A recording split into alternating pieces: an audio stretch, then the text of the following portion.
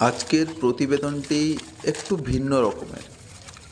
এই প্রতিবেদনে দেখতে পাবেন আমার ফার্মের ওভারঅল একটা ওভারভিউ, ইনসাইড ও আউটসাইড সবটাই আপনাদের দেখানোর চেষ্টা করছি এই অল্প সময়ের মধ্যে। ফার্মটি প্রাকৃতিক পরিবেশের মাঝখানে, ঘন বাঁশের ঝাড়, বিভিন্ন গাছপালার সমারোহ ও বিভিন্ন পাখির গুঞ্জনের মাঝখানে অবস্থিত আমার এই মুরগির ফার্মটি।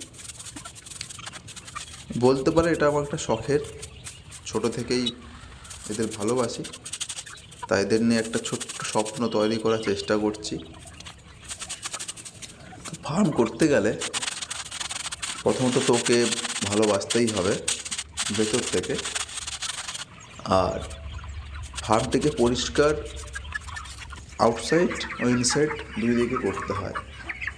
ফার্মের ভেতর তো পরিষ্কার রাখবেন, বাইরেও পরিষ্কার রাখতে হবে যাতে কোনো আগাছা,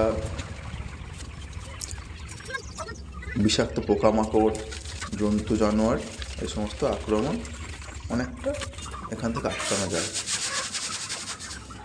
ফার্মের যত সময় অতিবাহিত হয় দেখবেন যে লোহার জালিগুলো থাকে তাতে একটা ডাস্টের প্রকোপ দেখা যায়, সেটাকে পরিষ্কার করা প্রয়োজন রয়েছে।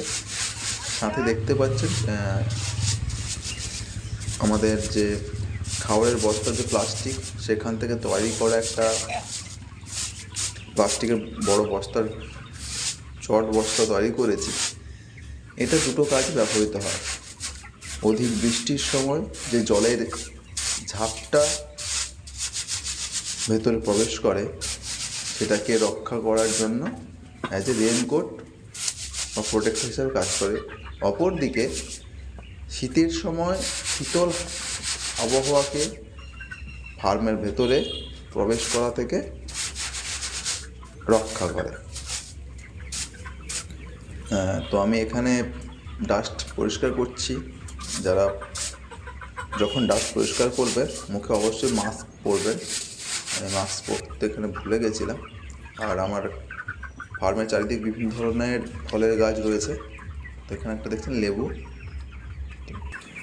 লেবুগুলো পড়ে আছে, সেটা আমি কুড়িয়ে নিচ্ছি।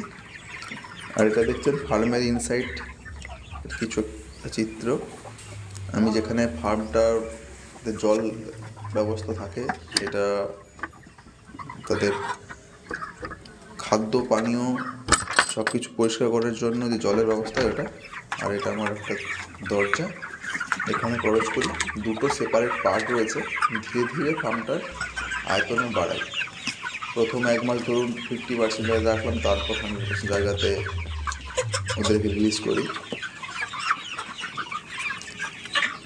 তো দেখুন, এটা একটা আমার ওভারভিউ ছিল। পরবর্তী আমি ভিডিও নিয়ে আসছি from day 1 to sell to market. আপনারা আমার সাথে জুড়ে থাকবেন, সবাই সুস্থ থাকবেন, ভালো থাকবেন। পরবর্তী আবার ভিডিওতে দেখা হচ্ছে।